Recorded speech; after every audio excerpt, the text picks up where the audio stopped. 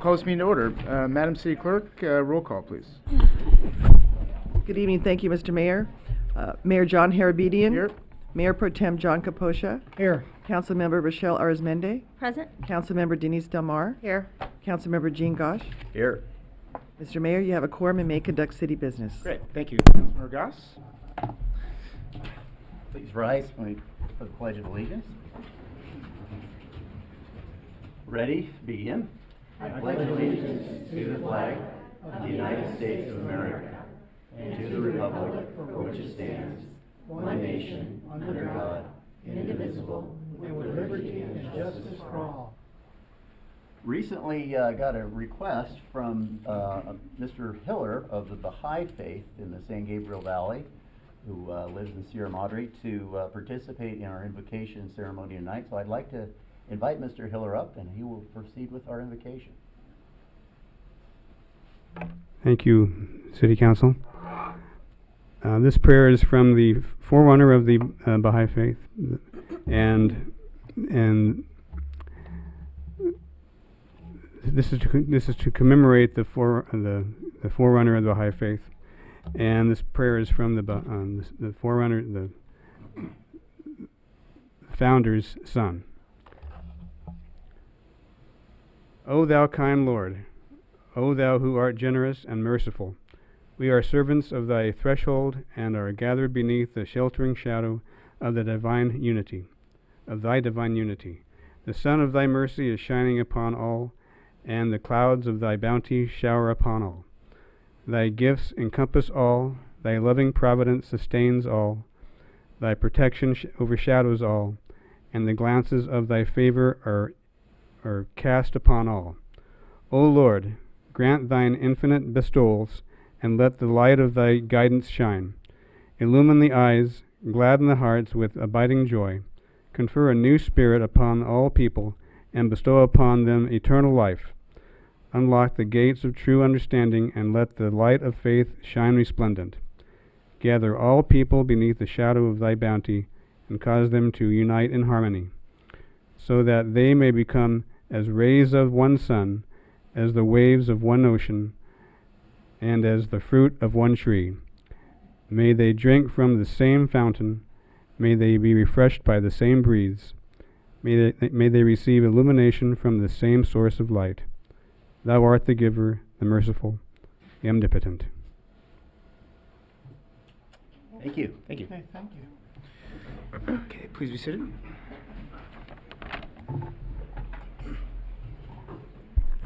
All right. Motion to approve the agenda? So moved. Second. All those in favor?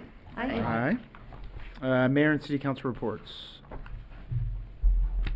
Councilmember Delmar, last one. My last one. I would actually like to thank Public Works for all the work that they did on our street on Montecito. They replaced the pipes, and they were courteous and polite, and it didn't cause any trouble that I could see with any of our neighbors, so I thank you for that. And it was perfect timing the day that you had to turn our water off. I got home just in time when it came on, so thank you so much for that. I'll do a quick report out. Thank you to all of those that participated and spoke and at least communicated with PUSD board, the Pasadena Unified School District. At this point, we know that on October 24 is when the decision will be made about the Sierra Madre Middle School. There are 5 options. Sierra Madre Middle School closure is just one of 5. And again, although it's unlikely and we're extremely hopeful that that will not be an option, it's been really great to see the community come together and again speak on behalf of Sierra Madre Middle School to ensure that it is one of the middle schools that stays open. In the last, I think there was in October 17th or so, a special forum that was held by the League of Women's Voters, and I believe we had some great turnout there too. But again, the final decision, at least the way it's shown on the agenda, is going to be October 24. The 4:30 is closed session, and I think the regular session might start around 5:30 or 6. And then lastly, I serve on the Foothill Workforce Development Policy Board. And that is the workforce board that includes 6 cities, that includes Arcadia, Pasadena, South Pasadena, Duarte, and Monrovia, and Sierra Madre, and I just got selected to be the board chair for that, and I hope to continue to be of service for the Foothill Workforce Development Board. Thank you. Okay, yes, and just follow up on Councilmember Rsvp. I did attend that board meeting and I did speak out in favor of keeping Sierra Madre School open. I just want to give you the gist of my remarks, was that, you know, at one time, people used to move to Sierra Madre in spite of the schools with the intent to send their kids to private school. Now they move here because of the schools. And you can see from an attendance map that they have that in Sierra Madre, all these kids on every block in Sierra Madre are all clustered around that school. And they pull in kids from the rest of the territory too who want to get in here. In fact, even in Upper Hastings, there's more kids that attend Sierra Madre School than they do their own school, which is Wilson Middle School. So I just wanted to point that out to them. And also, the problem with Pasadena schools is that it's not generally supported. Mostly people of affluence choose to send their kids to private school throughout Pasadena, and realtors will tell you when they're showing houses, they'll brag about how many choices there are for private schools. So I try to tell them that if they close this school, they're only going to make their problem worse, because a lot of our families will then choose to send their kids to private school rather than to send them to public school. So then I attended the other meeting the other night, and I wrote a question of whether they considered what will happen with declining enrollment if they close a school such as this. So I didn't stick around for the answer, but I just wanted, but they did say that all those questions were going to be forwarded to the board members before they make their decision. So I just want to encourage everybody to attend the meeting on the 24th and just be very vocal about it, because other schools and their constituents are being very vocal. And I just, you know, gosh, if they think about closing Sierra Madre School, please don't let them make that an easy decision. You know, be there and show them how much you support our schools. So the other thing I just want to report is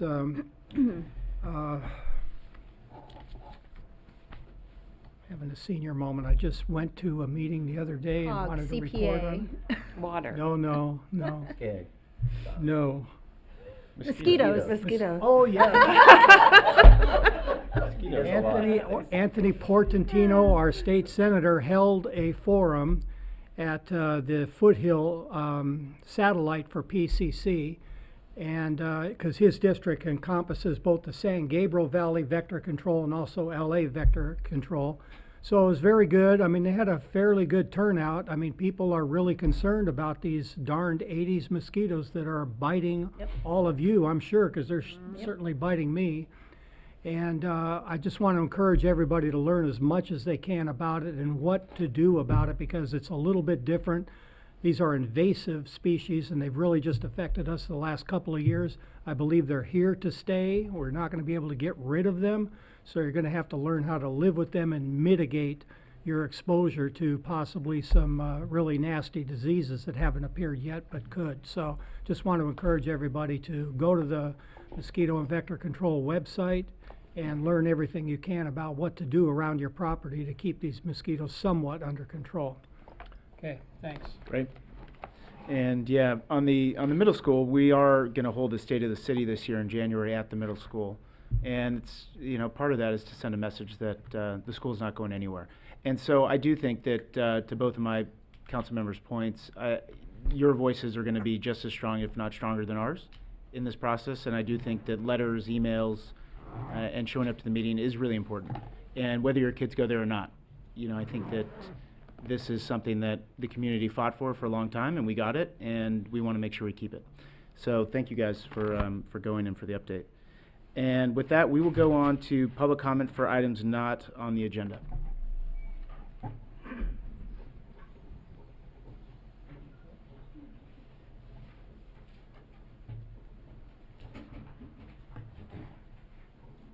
Hello.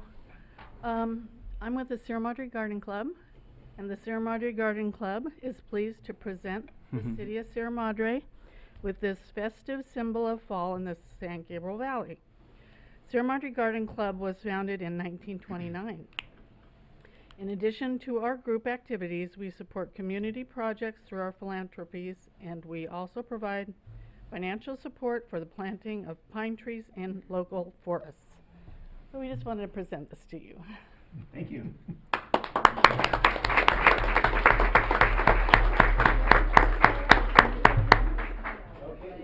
Enjoy.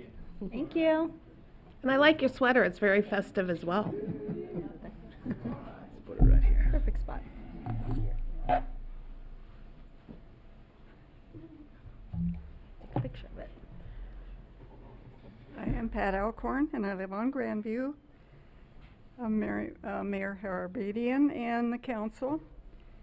An op-ed in the Sunday Star News by Susan Shelley regarding a recently passed bill called AB 68 led me to investigate this bill. I just couldn't believe what she was writing. In my findings, I find it chilling that the state of California is now able to expand land use to all California over the general plans and the zoning ordinances of an individual city. AB 68 essentially ends single-family zoning in all of California. AB 68 allows an owner to build 2 additional rental units on a single-family lot. There will be, those would be like independent living for 1 or more persons and located on a lot with an existing or proposed primary residence.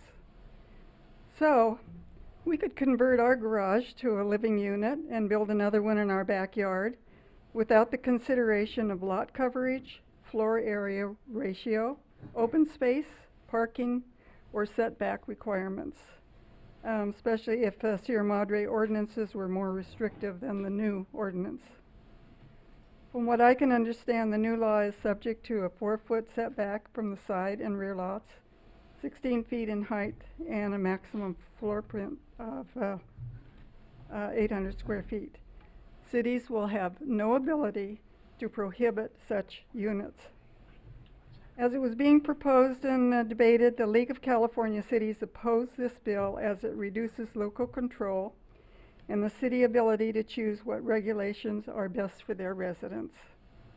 AB 68 will infringe on the quality of life for neighbors. This bill will have an impact on parking, infrastructure, schools, water, especially water. I'm asking you as a city council to agenda this item for the city council meeting, then to take this issue to Southern California League of Cities and ask them to help the cities create a lawsuit to negate this new law, the law AB 68. Thank you.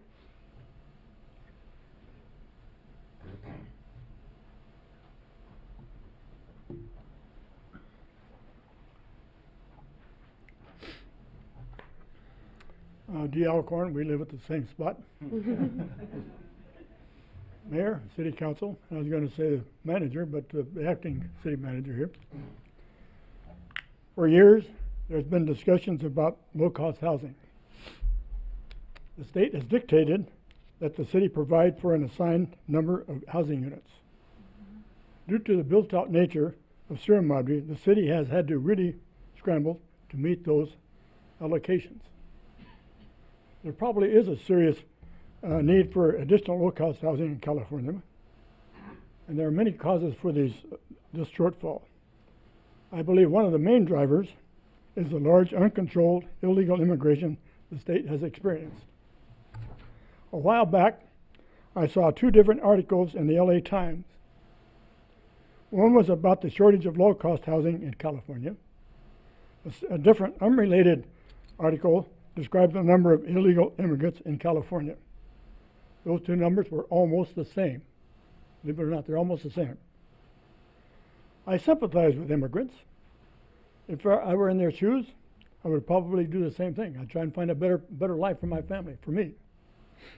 However, despite not being able to provide the needed low-cost housing, the state has aggressively encouraged these folks to come to California. The state has been very successful in this effort, and the continuing large influx has swamped the system. The implementation of the draconian AB 68 is the state's answer. If the uncontrolled flow continues, this will still not be adequate and will further exacerbate the problem. Sierra Madre needs to push back and request the state to re-examine the dreadful measure, as well as the policy of fostering uncontrolled immigration and welcoming people who are being inadequately served. Thank you. I'm not being adequately served. Rod Spears, 354 North Cannon. I'm here tonight representing the trustees for the library.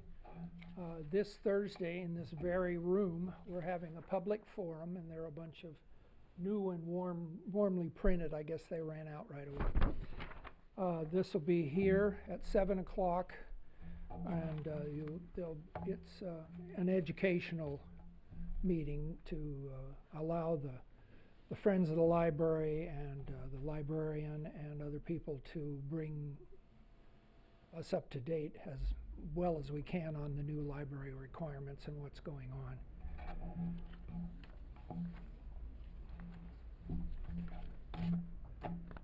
I think that's it. Okay. Hope to see you here. Thank you.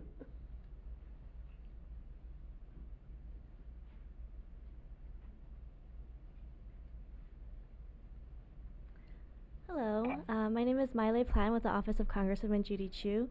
I wanted to let the City Council as well as the City of Sierra Madre know that we're having a healthy relationship workshop on November 7th at All Saints Church in Pasadena. The workshop is called Healthy Relationship Workshop, How to Help Your Loved Ones. We have folks coming in to talk about identifying signs of an unhealthy relationship, where you can get help, and what to expect when you first make a phone call to the police or to a shelter. Our event is on Eventbrite.com, so you can go on the website and Rsvp, or you can call our Pasadena office for more information. And we hope to see everyone there. We also emailed flyers to you guys, so hopefully you receive them. Thank you. Thank you. Any other comments? Items not on the agenda? Okay. Well, we'll bring it back to the agenda, and we have a few presentations before wishing Councilmember Delmar off. And the first one is for our Sierra Madre Little League 12-year-olds on their championship win. And, you know, it seems like we're doing this every year now. And, you know, we're just celebrating you guys, you know, different groups. But I think we saw you guys 2 years ago, maybe. Last year. Okay. And this was a divisional win. And you lost in sectionals, but we let you come back to Sierra Madre anyway and sleep at home. But no, we're really proud of you guys. I know how hard it is.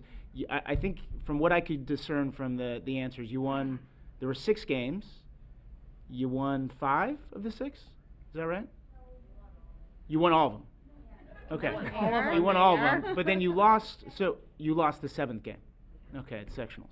And you know, that's extremely proud moment for all of us and for you guys, and something that I think I said this last year, you're going to remember this your whole life, and it's literally going to be one of the best moments of your life. And you're probably thinking like, no way, and you know, it's cool, but it really is. I mean, I didn't ever have anything like this, and Little League was still, you know, it's up there in the top 3 or 4 things in my life. So congratulations. You know, you guys always make us proud, and it's really fun to bring you in here and celebrate with your family and the coaches. So the manager was Brian Krebs, who's here, coaches Tim Shepard and Walker Haynes. And before I bring up the players, coaches and managers, you don't have to say anything, but would you like to say something? Would you like to give us a recap? You can say no, or you can come up. It's up to you.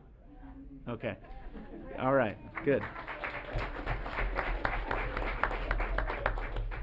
Yeah, nothing like being put on the spot. But sorry. Yeah. No, it's good. It was these little boys and the young lady. They battled all the way through, and they put a lot of effort into getting to where they were. They practiced every day in that hot heat, literally 6 days out of the week, playing games and practices to prepare themselves. And play against some incredible talent, you know, as we play against Pasadena, Altadena, Santa Anita, San Marino. So I mean, for our team to be able to compete and play at that level and actually go through the tournament undefeated was something that, like you pointed out, should be extremely proud about and something that they'll always remember. But a couple things is, you know, looking at really how well the team was received by not only the families, which were amazing through this whole process, but also the community. I don't know how many times I got emails, calls, walking through town with the hat on, stopped, and, you know, people wishing you know, the good luck in the games. It was pretty incredible to see that type of reception for a little league in our small town. So thank you again for having us here today, and you know, and giving these guys the you know, the reception, I guess, that they deserve. So thank you very much. Excellent, excellent.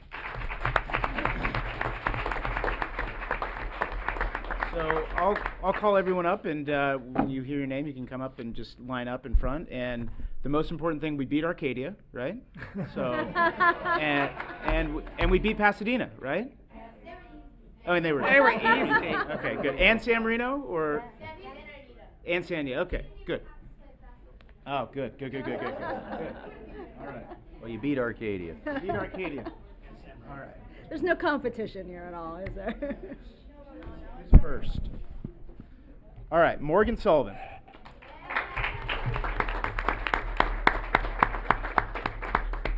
you go. And then you can line up here, and then we'll take a group. Did you want to do one by one, or no, just a group? Okay, great. Caden Haynes.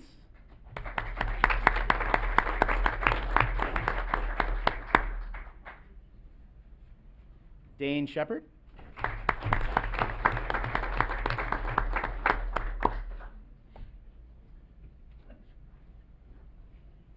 Josh Roberts. Out here. Okay. I get to keep that one. And Josh Proctor. All right. All right. Paul Gowan.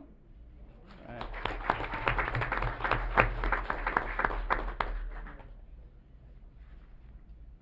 Nicholas Krebs.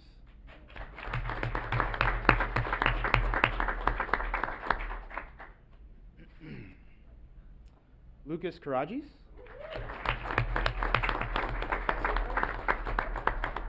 Oh, Karajas. Okay, sorry. I have a hard last name too. So, Jake Garcia.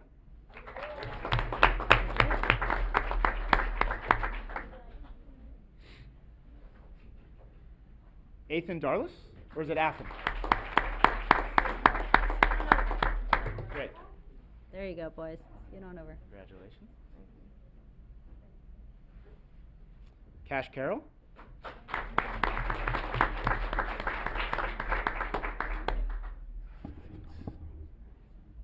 Kayla Bukak. Woo! Girls rule. Yeah, girls do rule. That's awesome. Bodie Birch.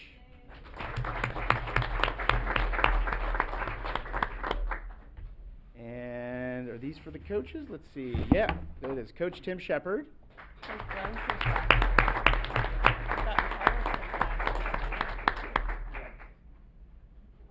And we got Manager Brian Krebs.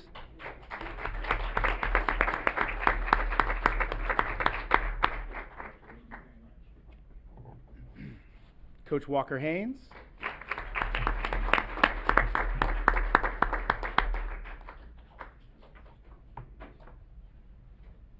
And last one is, Yahir Tredo? Not here. Okay. Well, we'll keep these, and how about the city council as a whole can come up, and we'll stand behind you, and we're gonna have to figure out the. It's all bunch.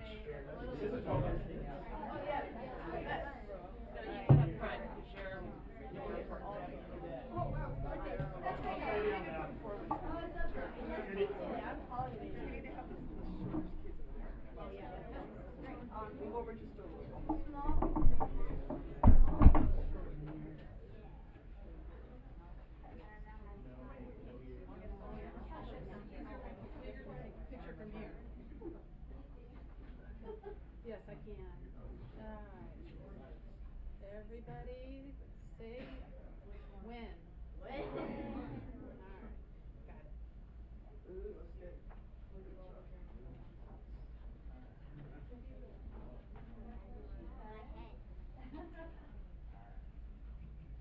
All right, got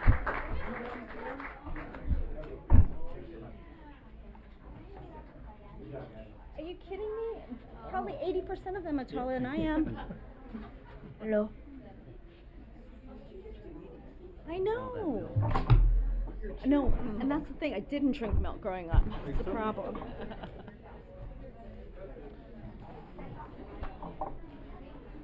All right.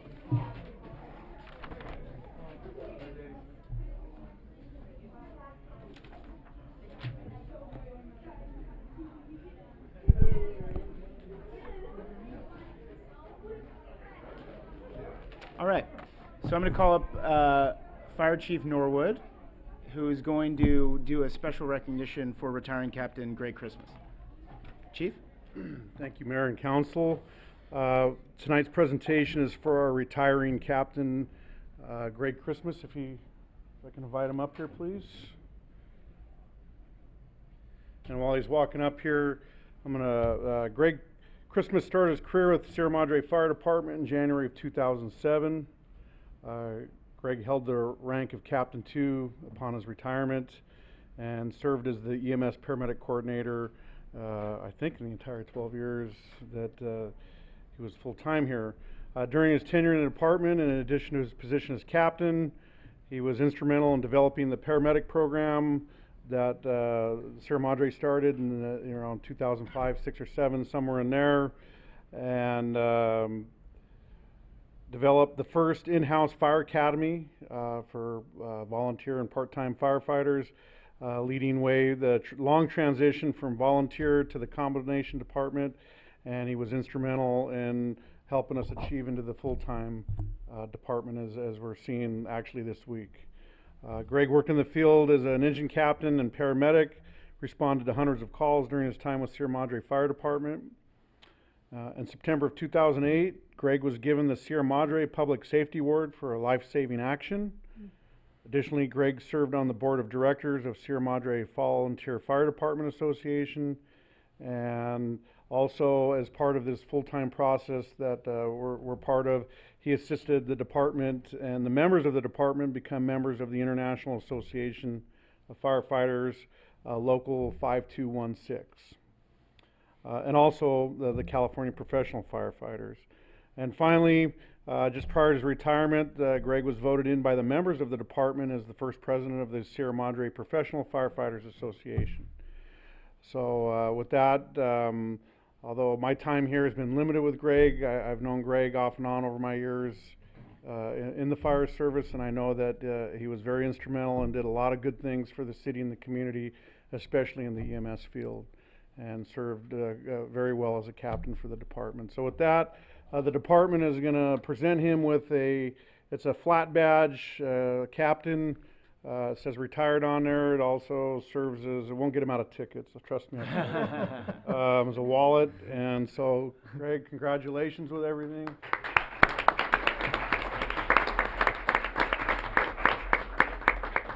He's going to do a present? Yeah, and I'll do just a quick one. And so, Captain, it was a quick, I can't believe it's only 13 years. That was, it seemed like a lot longer. And, you know, as the chief said, you were so instrumental in so many different phases of this department, you know, whether it's establishing the paramedics to helping us go full-time to unionizing and becoming a local IFF. And, you know, kudos to you. And we're sorry to see you go. Obviously, not your choice. The body gives out when the body gives out. And, you know, thanks for devoting, you know, really your life to this city. And you know, this is just a small token, obviously, but it's a certificate of recognition to Gregory Christmas, Sierra Madre Fire Department, 2007 to 2019, presented this 22nd day of October, signed by the City Council. And don't be a stranger. You know, we hope you come back, and I'm sure the guys want you to come back too. So, congratulations. Thank you.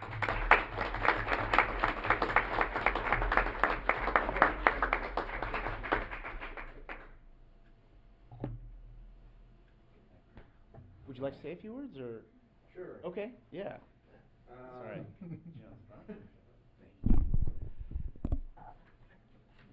City Council, acting city manager, and to the citizens, it was a great honor to serve the city of Sierra Madre and the people. So I wish I could stay. I'm gonna miss it. Great honor. Thank you. Thank you.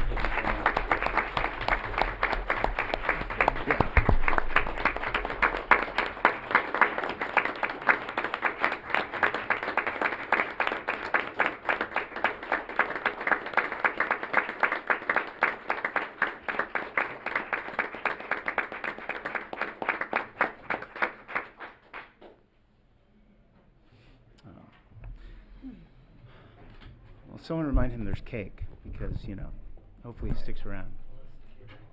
What's that? Unless Yeah. the kids ate it. Yeah, I know. Kids may have already been into it. Wow. Well, a couple goodbyes today. And last but not least, we are... Do an update for Sierra Madre, sir. Oh, sorry. Sierra Madre CERT update. Okay. We will do that now. Thank you. Good evening. Good evening. I'd like to first thank the City Council for their time tonight and City Manager Gabe England for the opportunity to make this presentation. My name is Amber Moyers. I'm the board president of the Sierra Madre Community Emergency Response Team, also known as CERT. We're actually a local nonprofit dedicated to providing free emergency training to members of the community every year. Since we started training in 2009, we've trained over 200 people who can take care of themselves, their family, and their neighbors, or during an emergency can be called upon by the City of Sierra Madre or the City of Sierra Madre Fire Department to help during a disaster. We're currently working with our liaison, Captain Rich Snyder from the Sierra Madre Fire Department, to better formalize our relationship with the city, and we look forward to working with the city more to train community in emergency preparedness. We appreciate the ongoing support from the City of Sierra Madre, the Sierra Madre Fire Department, and local businesses who help offer this important training at no cost to our community. With that said, I'd like to extend special thanks to the Sierra Madre Volunteer Firefighters Association and give firefighter Brent Bartlett the opportunity to present us with a check. They awarded us with a special grant this year, which ensured all of our training materials and emergency supplies were provided at no cost to our training class. Our training would not have been possible without them. So here he is, and we just wanted to thank you again for the time this evening, and we look forward to continuing working with the Sierra Madre and helping train the community. So. On behalf of the Sierra Madre Firefighters Association, we're happy to present a check to our local CERT team for the amount of $2,000, which hopefully is going to help them take care of some of the costs. I know they just had a graduating class that we put through some training this weekend, and about 40 members, if I'm not mistaken, somewhere around there, give or take. So it's a great asset to our city. They're going to be there in a time of disaster that when we need a lot of hands. We got a lot of strong, willing, and able folks in this town to really help us out. So we're very happy and proud to help support them as they're going to support us as well. So thank you very much.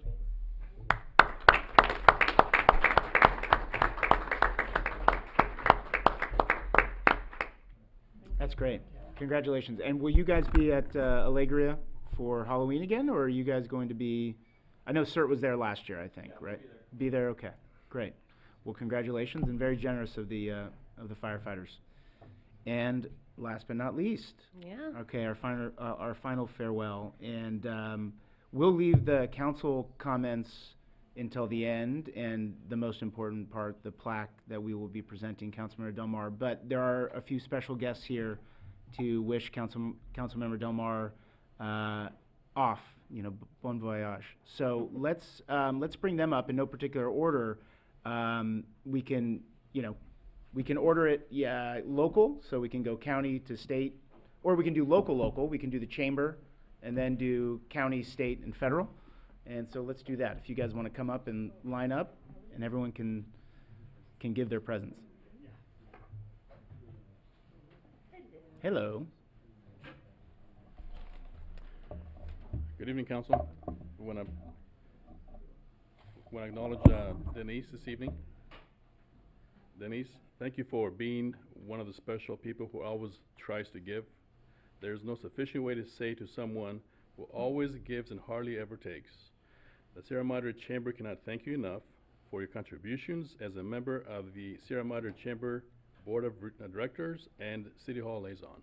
Thank you for all your efforts. Thank you.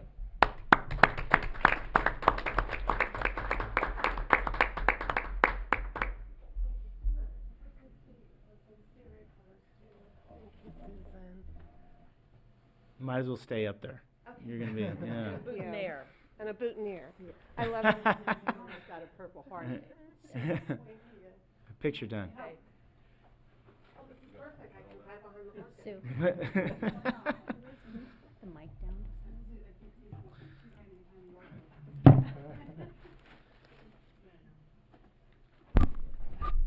Take it out. Thank you. Okay. Thank you. Mm-hmm. Yeah.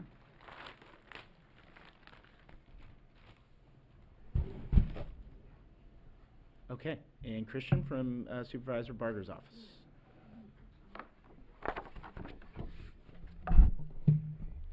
Good evening, Mayor, and to the council and the esteemed public servants of Sierra Madre. It's a pleasure to be here on behalf of LA County Supervisor Catherine Barger. But I also have to say it's a little bittersweet. But we are, again, I'm here to thank you for your service. And I'm going to do it in a special way. Thank you. You're very welcome. Oh.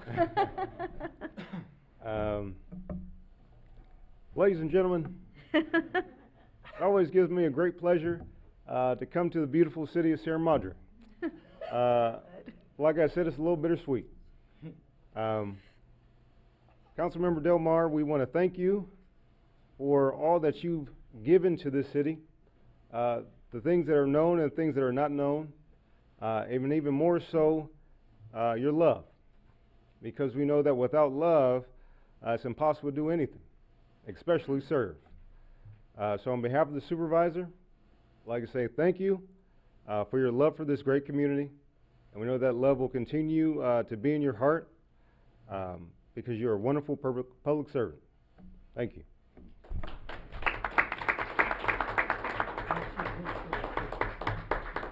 I sure do, yeah.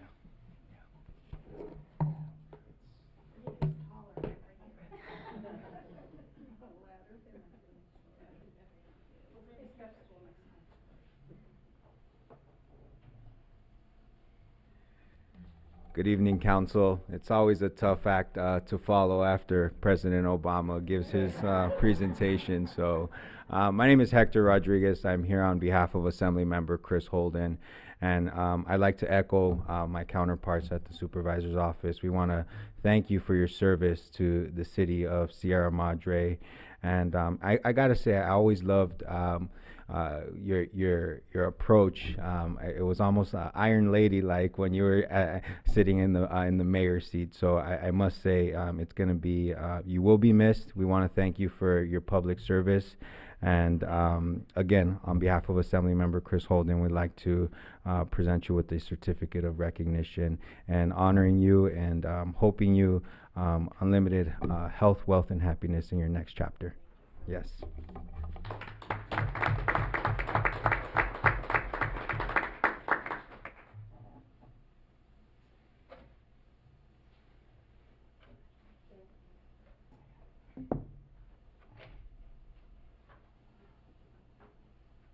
Good evening, Council, and good evening, Councilmember Del Mar. My name is David Kim. I'm with State Senator Anthony Portantino's office, and I don't have an impression to impress you today.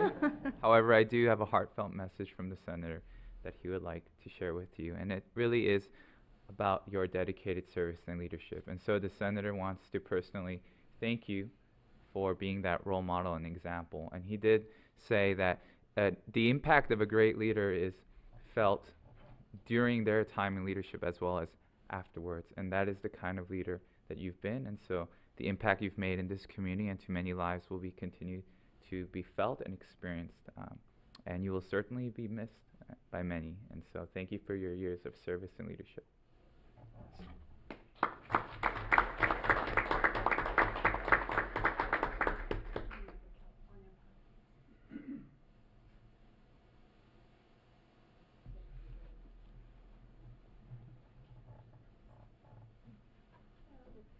Hello.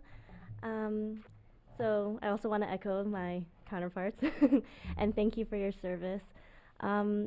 When I first came to the Sierra Madre area, I was so impressed with how you led with such grace when you were the mayor. You know, it was always so great to see you. And you were always so wonderful and so helpful. So we know that you will have a wonderful next chapter, wherever it may be. And you know, we just want to thank you for all of the time and effort that you put into everything that you've done in Sierra Madre, and as a result for the greater San Gabriel Valley. So on behalf of Congresswoman Judy Chu, we want to present a certificate of congressional recognition. Thank you and congratulations.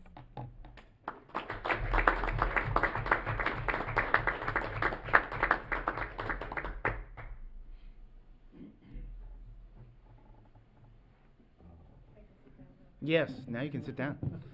So, yeah, and we will open it. I know that Steve's here, there's friends are here, so we'll say our thing, and if members of the public want to come up, we can have them do that too if they'd like. And I'm seeing head shaking.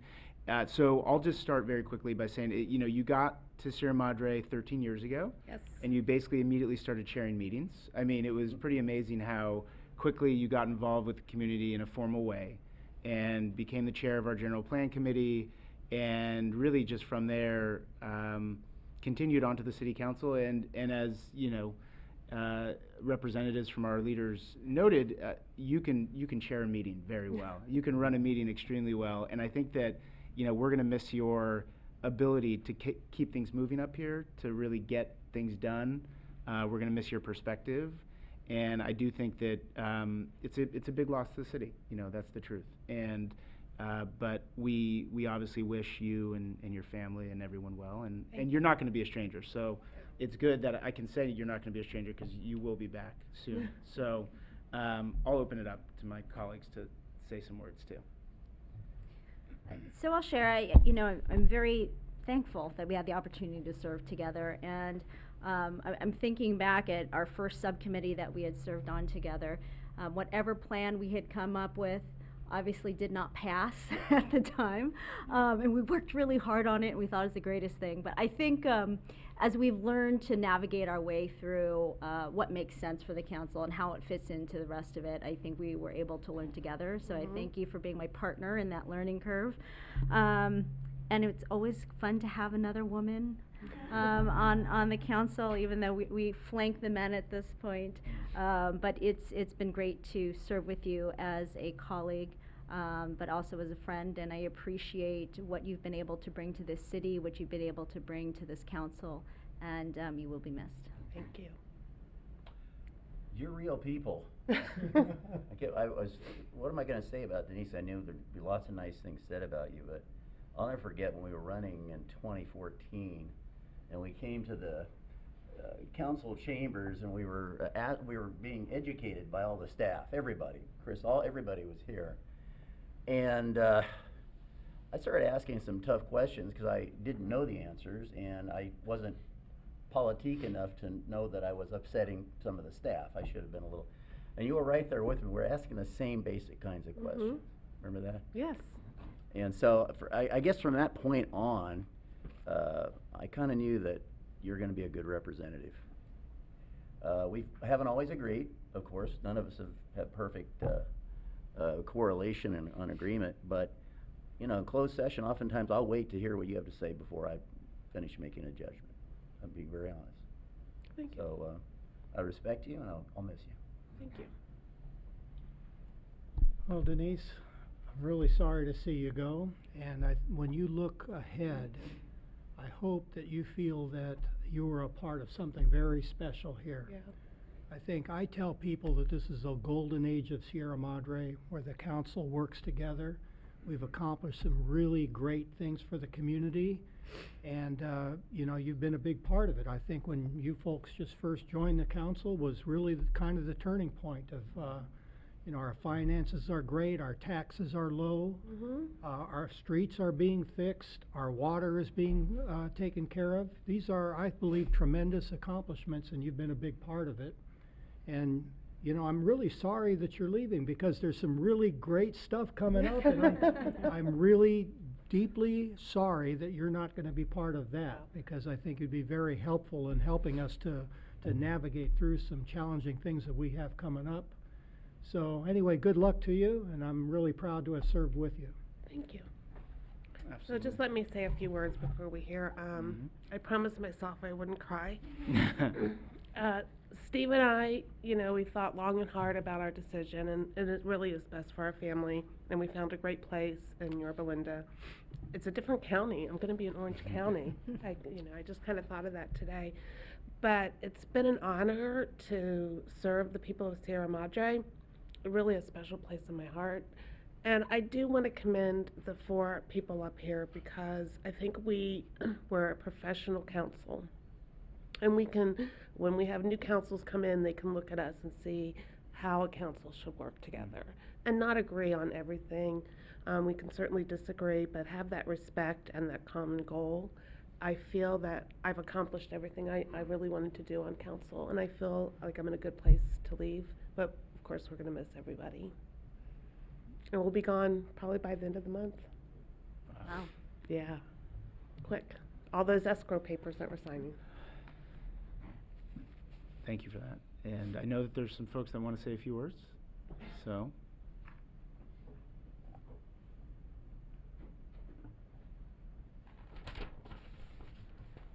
Denise, I'm Carol Parker. I live on Mariposa. I was born and raised here. Denise, you're everything that everyone said, so I'm not going to be redundant, but there's also more. I've known you personally. I've run over to your house to cry, to laugh, to complain, to do everything. And I really have seen you as the most humble woman I've probably ever met. You exude humility, and that's a beautiful quality. You're also a lot of fun, and I am, aren't I? People don't know that. I am. What did you say? I am a lot of fun. Oh, you are a lot of fun. You are a blast. And you also think of other people, and for those of you who don't remember or don't know, Denise will forever be etched in my family's life. My daughter married an officer in the Royal Navy of England and moved to Scotland to live. And they came here last summer to be here for the 4th of July. And it was really, really fun. So I said to Denise, just off the cuff, are your little granddaughters going to be in the parade? And she said, no, but would your little Hannah like to ride with me? And I said, no, this is a foreign country. She'll never be able to handle it. But she brought over the paperwork, and her mother signed, and I'm like, I don't think so. I don't think, just like craziness. So we walked up to Sunnyside early in the morning, and Hannah stood there, and she looked at Steve and Denise, and she looked at the car, and she goes, goodbye, I'm leaving. And she got in the car, and she rode in the parade. So they always ask about you whenever they call, and they want to know if they can ride again. It's not. But you really have done more than that, too. And that's just like a little anecdote of something fun that just really has affected my family. But I will miss you so much. I know where you live. It's a half hour down the 605 in Orange County. So thank you very much for all you've done for all of us. Thank you very much. I appreciate it. Denise, I'm Darlene Papa, and you've seen me before with pets, so I would just like to say a ditto to what everybody else has said, and I'm going to miss you and Steve so much as my neighbors. We're neighbors. We're like across the driveway from each other, and I see all your, I'll miss your pets and your family, your parents. You're just leaving, so. But I also want to thank you for spearheading the pet time when I am able to bring pets here. I haven't done it in a while because things have been rather slow, but I think of you for that, and I thank you so much for that as Thank you, a Darlene. lover. So We'll find you a good neighbor. you're a good neighbor. Anybody want a 2-bedroom townhouse? It'll be up for sale Yes. soon. Thank you, Darlene.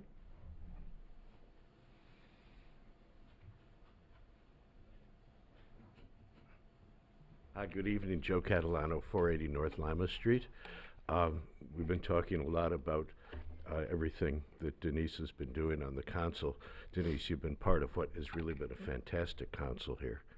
But I want to add to that you are also really fantastic as the chair of the General Plan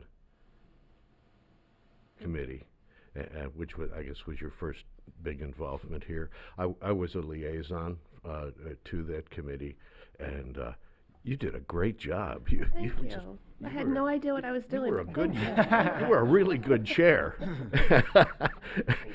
And it all turned out really well. I know that was real hard service. That was tough service. And you were fantastic, and I'm sure we all thank you very much for that too. Best wishes to And you. it was fun working with everybody. That's how I met my friends. So thank you. Best wishes. Thank you. Thank you, Joe.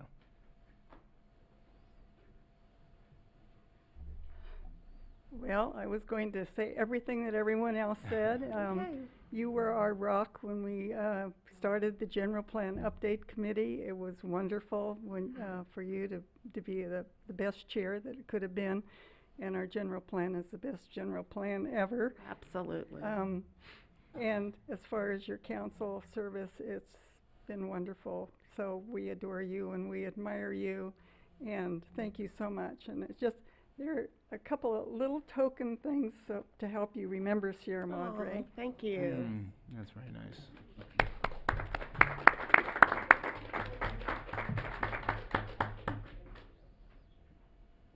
All right, Denise, stay up there because oh, Dee, go ahead. No, Denise, you can sit down, and then Dee. I know, I didn't see Dee there. Well, Snuck up on me. I just didn't want to set it down. I'm not giving you a big speech. Okay. I could though, because she deserves a big speech. I just want to say I thank you for being Denise. I really do. You're a wonderful person. I think you've been such an asset to the whole community. You've been. I think you're just a marvelous lady, and particularly they talk about the city master plan, and I think that without that, I doubt that would have really become true, because it was a marvelous piece of work, and you carried on. You surpassed that with all the other things you've done since, and I just want to say thank you very much for all the service you've done, and I'm really impressed with you, and it's been a great knowing you. Thank you very much. That means a lot. Thank you so much. Thank you. And the last token is going to be the official city tile that we as a city council are presenting to you, and we'll get up and take a picture. But it is to Denise Del Mar, Councilmember, April 2014 to October 2019, presented by the City Council in recognition of dedicated service to the city of Sierra Madre. And not many people get these. I mean, these really, these, beautiful. yeah, they hang in congressional offices, state senate offices, and now in your Well, home in behind Yorba your Linda. home in That's Yorba right. Linda. So let's stand up and we'll do a group photo, and then we'll go have cake. So. And I will not be coming back. Yeah, after Denise today. is not going to be coming back.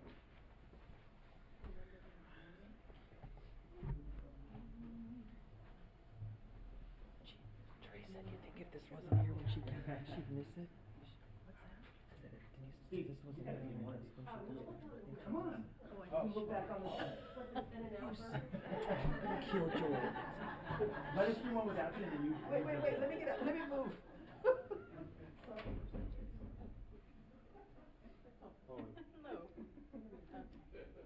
Do this one, and then we'll have you jump in.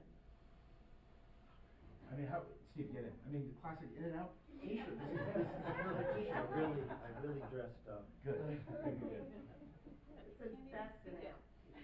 Yeah, my newest one. Okay.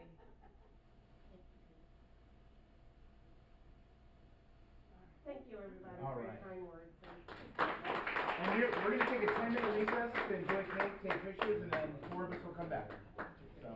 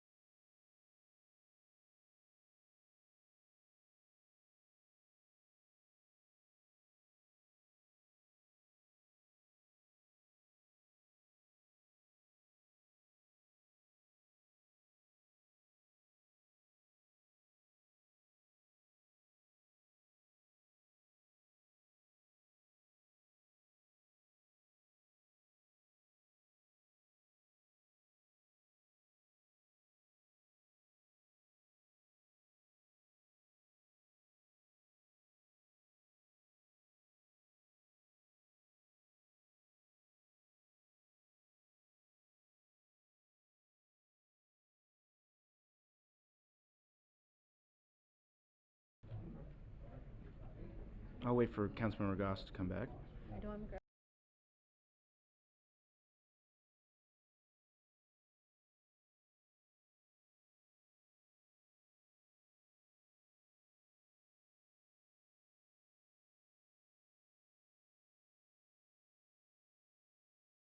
And we will proceed with our consent calendar. And Madam City Clerk. Thank you, Mr. Mayor. We have, I think, 5 items on the consent calendar today. The first is second reading of ordinance 1416, adoption of the 2019 California Building Code. The second one is second reading of ordinance 1417, adoption of 2019 Fire Code. Item C is Treasurer's Report quarter ending June 30th, 2019. D is award the professional services contract to West and Associates for engineering design services for the design of the fiscal year 2019-20 street improvements. And E, adoption of resolution 19-54 of the City Council of the City of Sierra Madre approving certain demands. And that concludes the consent items. Thank you very much. We can just go down. Any questions on any of the items from anyone? None for me. None from me either. We'll open this up for public question or comment. And seeing none, we'll bring it back. Any discussion before a motion? No. All right. Do I have a motion to approve the Move consent to calendar? approve the consent calendar. I'll second. All those in favor? Aye. And that is unanimous. Moving on to the first discussion item, and it is waterworks amenity improvements.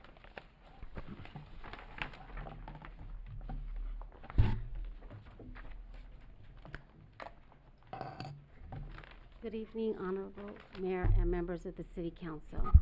At their September 16 meeting, the Community Services approved a recommendation to the City Council for amenity improvements for the Waterworks Aquatics facility. Staff recommends the City Council authorize expenditures on amenity improvements not to exceed $40,000. The budgeted amount of $40,000 was approved by City Council to be utilized during fiscal year 2019-2020. Waterworks Management, in unison with the Community Services Commission and Subcommittee, recommended amenity improvements listed in order of priority. However, once expenditures reach $40,000, remaining improvements will be deferred to the next fiscal year. The purpose of these development efforts are to enhance the user experience with support the highest level of customer service to families, lesson participants, swim lesson members, and lap swimmers who utilize the pool on a daily basis. Waterworks received facility improvement suggestions resulting from community feedback led by their team over the course of the past year. Pending expenditures approved by the City Council, staff will work in partnership with Waterworks to implement these items as a means of contributing to enhanced recreation experience and benefiting all parties involved. The Waterworks management team is here tonight in addition to staff to answer any questions you may have, and we also have photos for you to review tonight. Thank you. Thank you. And any questions? Just a quick question for me. Thank you, Analyst Garcia, for your report. Given that we are not going to go beyond the 40,000, and I don't know if this is a question that you can answer or if it would be Waterworks staff, but is the idea maybe to order the first 3 items, see how that goes, then maybe go on to the 4th until it reaches the 40,000? Because these are in order of priority, I believe, correct? Yes, they are. And I believe that's the way they intend. The first 3 and then go on to the 4 if there's any remaining balance of the 40,000. Okay. Wait, sorry. So we're not going to proceed with all 5. The enclosure, the upgrade of the electrical, the heaters, the swimsuit dryers, and then the storefront glass doors? Or all those will be included, right? Yes, they will be included. Is that what you were asking? No, Sorry. because it's going to be up to the once the expenditure reaches the 40,000. So these are still estimated costs. Again, I'm I see what assuming you're saying. you're going to order the first 3, see where those go. If you still have remaining balance, you'll go in for the swimsuit dryers, and then again, given where that is. That is correct. So Waterworks did obtain their quotes. We provided the pictures there for you to have a better visual. and they are here as well if you have more detailed questions. But they did go through and secure those numbers. So as you see, it's right at just about the 40,000. They're at 39,145. But we did discuss that as they go through these purchases, that if they're getting close to that mark, that cap must remain at the 40,000. Now, the additional items could be deferred to the next fiscal year.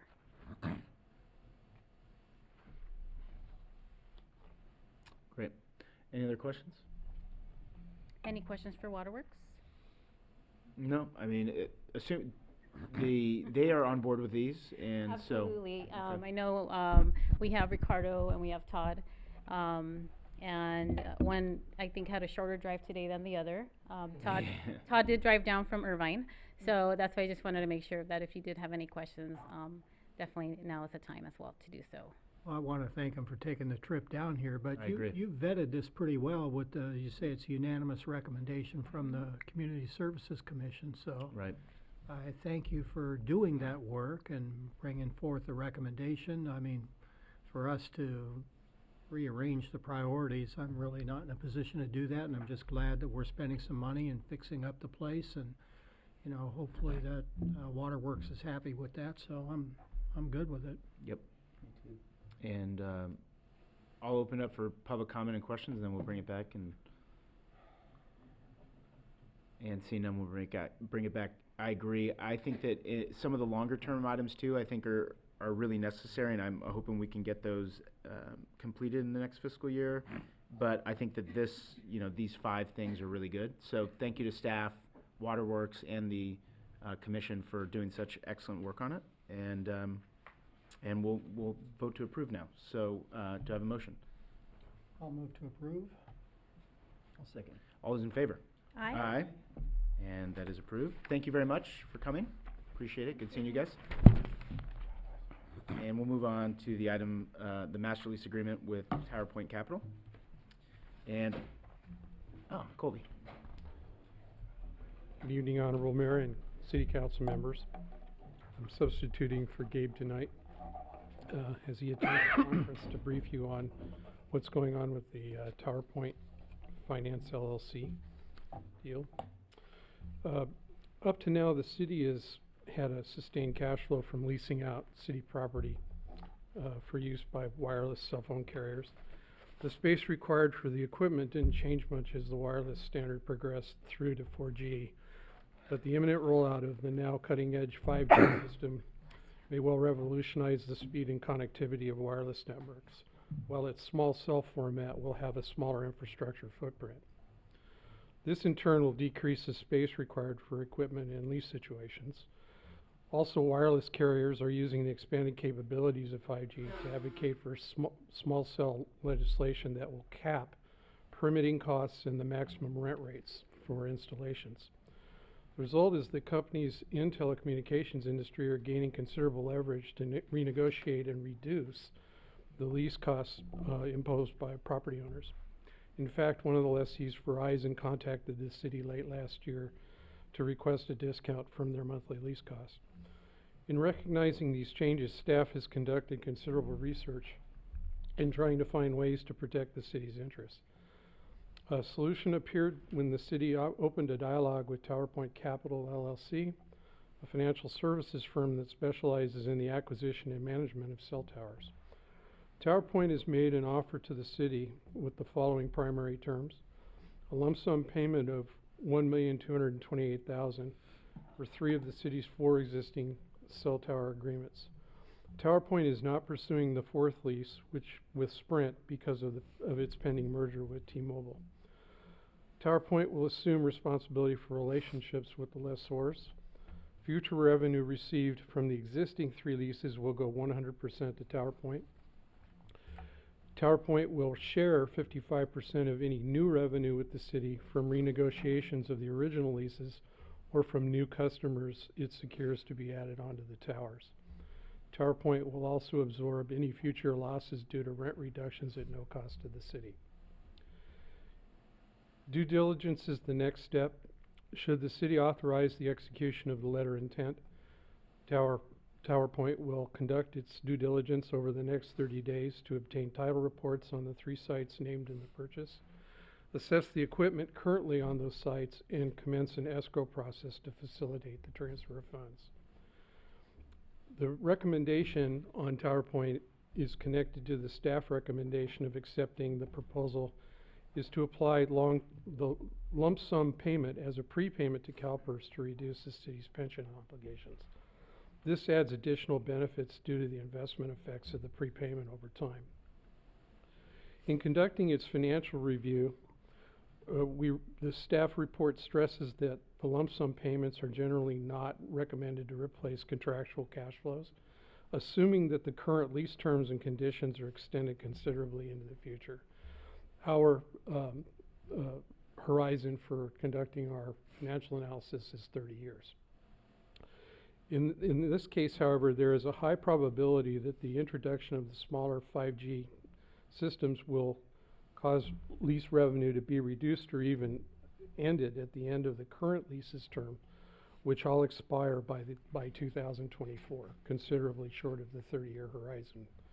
That's not to say that there won't be continued inflows. It's just uncertain how and when they will occur.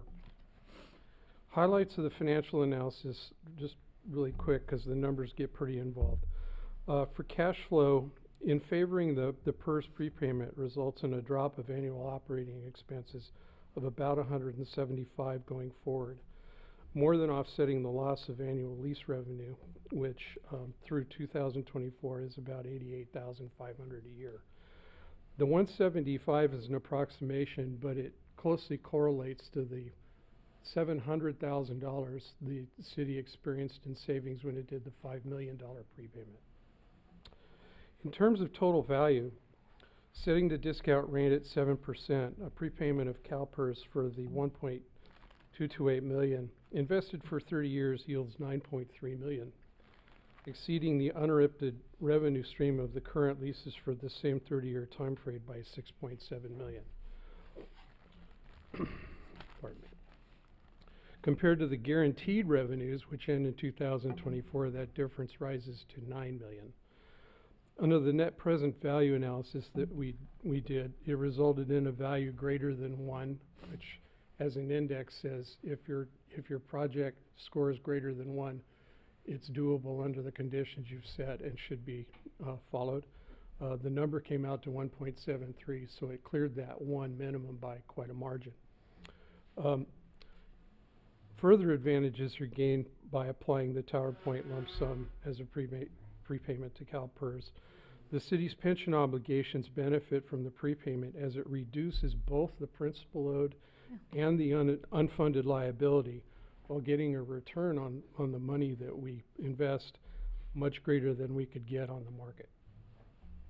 The staff recommendation is that the City Council execute the letter of intent with TowerPoint Capital LLC for the exclusion option to purchase lease interests in wireless communication sites on city property, with execution of documents by the city manager contingent upon prior submission by American Tower of a retraction of its right of first refusal. The approval of the letter of intent will allow TowerPoint Capital LLC at their sole discretion to execute the master lease agreement and easement agreement. The alternatives to this are the City Council may decline to approve the letter of intent, or the City Council may direct staff to attempt to negotiate different terms to the letter of intent. That concludes my presentation. I'm happy to answer questions more about the financial analysis. Director Semino can answer questions about the real estate and the leases, and City Attorney Hightower can answer questions about the contract itself. Thank you. Any questions? I do just have a question. I did talk to our finance director earlier and talked to Gabe also, and the good thing is I just was having a hard time just understanding just how good this deal was, because the way I calculated it was really good, but they're explaining to me that it's even better than that, so that's a good thing to quibble over.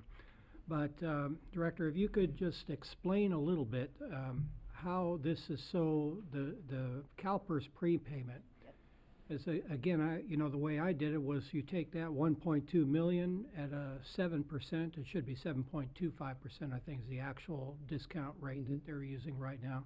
But even at 7%, it would give us $10,000 more annually than we are getting from the leases right now. But Gabe is saying it's way better than that.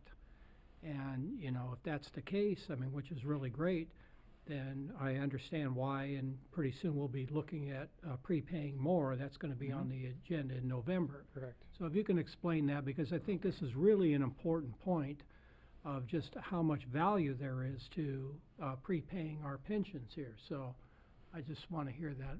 Well, the unfunded liability issue is nationwide.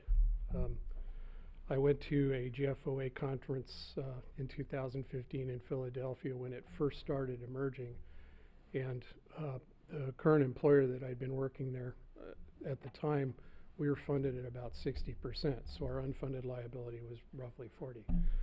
They reported that the city of Chicago was funded at 18%. Wow. So if you can imagine having worked 35 years for police or fire and having a knock at the door saying, we can't pay you anymore because we're out of money. The strategy that led by Gabe has been to address that solidly because it does pay dividends in several directions.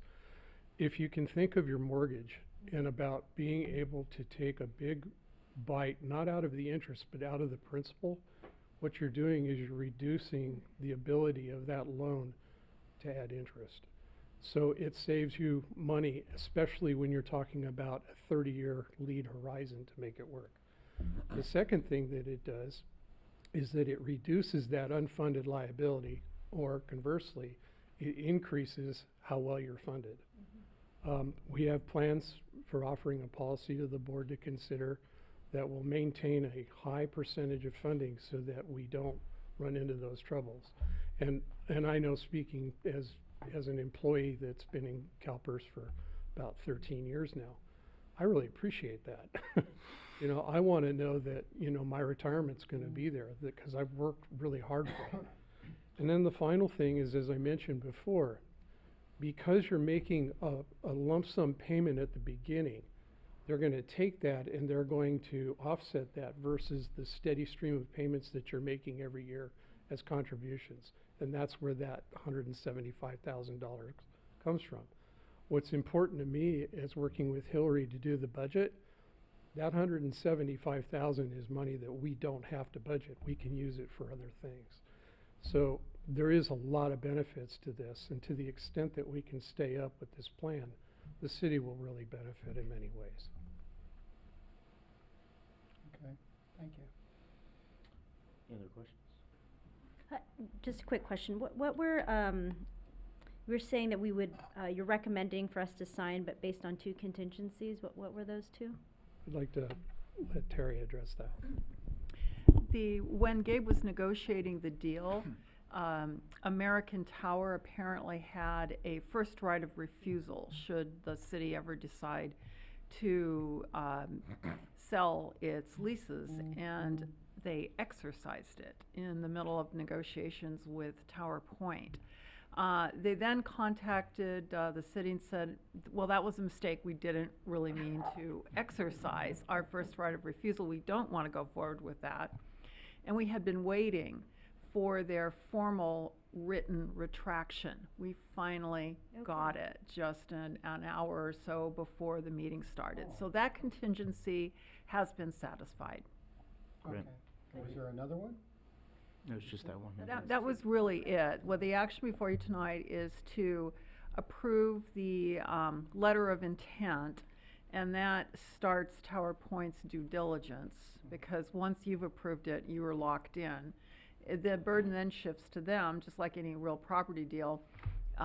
They do their due diligence, and if for some reason they backed out of the deal, we would get $100 for the letter of intent. So you're approving the letter of intent, but you're also approving a resolution which delegates to your city manager the administrative action of signing all of the real property documents as they come forward to close escrow so that we don't have to bring this back to you later. Okay. My only question is, so the Sprint lease is not part of this. So what happens to the Sprint lease once the merger presumably goes forward? It really isn't addressed in the this presentation, but I would assume that there would probably be room for negotiation with TowerPoint at a later time, should that become. Right, the Sprint lease, would still be a good contract with the city, even if they merge with T-Mobile. And we may reach out to them later and say if they're interested in doing a similar deal. Yeah. Yeah. Okay. Great.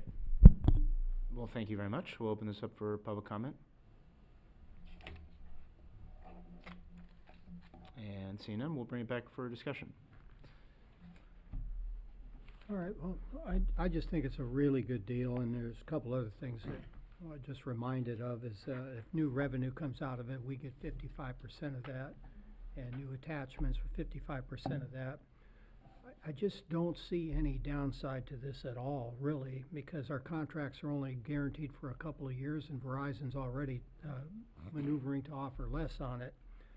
So, I mean, this is a good thing for Sierra Madre, and I want to emphasize that because it's you know, it's the taxpayers that we're here representing, and what this does is it just allows us to reduce the liability for future generations here, and ultimately someday we're going to be caught up on the PERS, and you know, then our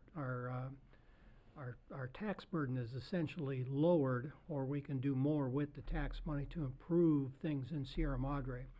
So this is really good. I just again, when I looked at it, I wanted to make sure I understood the numbers, and it's actually better than what I thought it was. So I'm just all for it, and I hope when that merger closes that we can take advantage of that one too and get this money and prepay the PERS. That's just an incredible investment to prepay the PERS as far as the rate of return that we get out of it. Oh, go ahead. Oh, I just feel like we get lucky, and I'm sure there's a lot of work that's behind all of this. But I think when we first, I don't know how long ago it was, when we first put down a prepayment for Calpers, I mean, it was unheard of. And I think even when I'm sharing with other colleagues in other cities, when they're hearing that we've done that, it's like, what? We've never even thought about doing it, or we've never really took the time of investigating as to what that would mean. So I think we're really ahead of the curve, and again, that it's happening in this way. I think it's a no-brainer that we need to move forward, and it's very exciting to hear where we are moving with our unfunded liability and with our prepayment for CalPERS. So it's a win-win. The only thing I wanted to add to what you're saying is I agree completely, is that I wish the public were here more. I wish they could see this. Those who are watching on TV, I think the import of this is really even bigger than what we're all saying, because this is such a big problem across the state, all across the state, all across the country. We are truly on the leading edge of solving these kinds of problems here at Sierra Madre. I couldn't be prouder of being a part of it. Hear, hear. Yeah, and I think that hopefully due diligence pans out. I think this is a great deal, and I think that we're really approving two things, which is the actual sale of the future revenues of the leases, and then the actual use of those proceeds to prepay. And I think that second piece is, you know, I really think it's the perfect use of the money. We looked at our treasurer's report. We get roughly 2% on our money. This we're getting, you know, 7.25 at least % every year as a fixed return, and compounded really because of the way it's, you know, we're able to do it. So really a great job by staff. I don't, you know, this, hopefully due diligence pans out.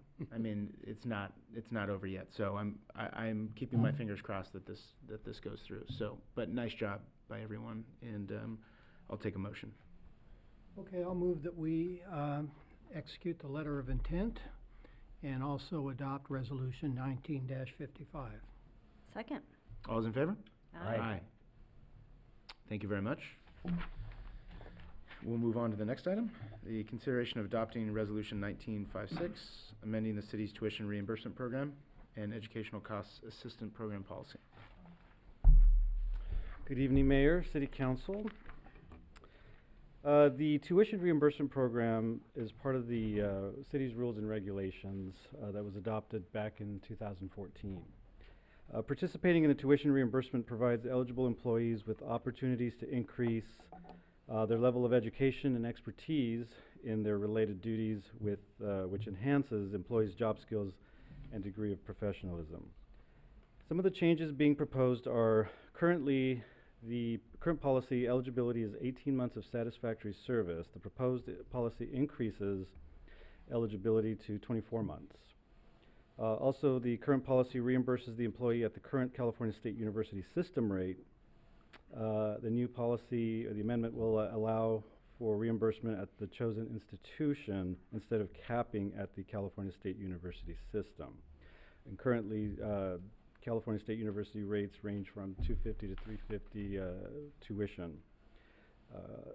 The policy does retain the $10,000 tuition reimbursement during the employee's cumulative term of employment with the city. The new policy implements an educational cost assistance program not to exceed $5,000. This expands the benefit and providing eligible employees to further their education by helping remove potential barriers that may have prevented employees from enrolling in college courses. Also, although it's a loan, if the employee successfully completes the course or courses and the employee stays with the city with 24 months, loan will be forgiven. Sharing the expense of approved courses and educational assistance programs encourages employee development and assists employees in broadening their knowledge of their current position and preparing employees for possible promotional opportunities within the city. Staff is recommending the City Council adopt Resolution 1956, amending Section 05.12 of the city's rules and regulations, tuition reimbursement program, and educational cost assistance program. And this concludes my presentation. Thank you. And we'll open it up for questions. I have just one question. How, as we just, as you folks discuss these changes internally, was there talk about the $10,000 cap? Mm-hmm. In terms of making it higher? Yeah, I mean, we did discuss how that. How did we determine the $10,000 cap? I know that's what's there, but Right. I mean, I'm just assuming that as you looked at this, you were looking at every aspect of it. Right. So I'm just curious as to the discussion on the $10,000 cap. It was discussed early on, and then the idea of having an assistance program to upfront the money for employees who may not be able to get started. The tuition reimbursement program is for employees who want to get started or eligible. They pay for everything up front, tuition, enrollment, books, everything. Some employees are not able to do that. So when we decided to expand on the policy, we decided maybe the 5,000 cap for the assistance program would essentially increase the overall benefit. Instead of increasing the benefit from 10,000 to 15,000 or 20,000 or something like that, we decided that an assistance program to help those who may have potential barriers and aren't able to get enrolled and pay for tuition and so forth. I missed one point, and I remembered it now, is that we forgive the loan after. Yes. Yeah, so so you said it really becomes a de facto $15,000. Correct. So it essentially will become 15,000 if the employee uses or takes advantage of the program. Yes. Okay, great. Thank you. Two quick questions. One, we went from 18 months to 24 months. Did we find that to the extent this is being utilized, the 18-month mark was being gamed, or why make it 24? I'm fine with it, but right. When we talked about that, we just felt that 18 months was not enough time for us to really get a good feeling for an employee when they first start working with the city. You get enough, but not enough where if you're going to apply for a tuition reimbursement, we want to make sure that that employee knows, understands the job, understands where they are, and is going to benefit from it, as well as the organization will benefit from it as well. So the 24 months was made more sense for us to really get a good feel for the employee and observing them and ensuring that they will stay here for a long time. So the 24 months made more sense. And so and then the second question is for the new 5,000, the educational cost assistance, if they leave within 24 months of receiving the money. So let's say they receive their first dollar and then they leave within 20 months. Do they have to pay back everything, or do they, I guess I don't know if there's a trigger between when they actually started at the city and then, 2 months passes and within that point they start the educational cost program, and then, a year and a half down the road, they're still in the program, but then they decide to leave the city. Is the 2 years starting, when they first get their first dollar, or when they first start at the city? When they first get their first dollar. Okay. So they basically have to be here for 2 years. Correct. After they receive their first dollar, not their last dollar? Yeah, so 2 years would be the requirement, and once they reach the 2 year and they're eligible for the $5,000 advancement or the tuition reimbursement, the $5,000 advancement they would get, that's when the clock will start at the time that they receive the funds. Got it. So they could technically be in a 2-year program, start it on day one, receive the first dollar. The day that they're done with their program, their master's or their BA, they could leave the city the next day and not have to pay anything back, right? Hypothetically. Yes. And I'm just making sure that I understand it, that we're not saying that they need to be here another 2 years after they receive their last dollar of the educational cost program.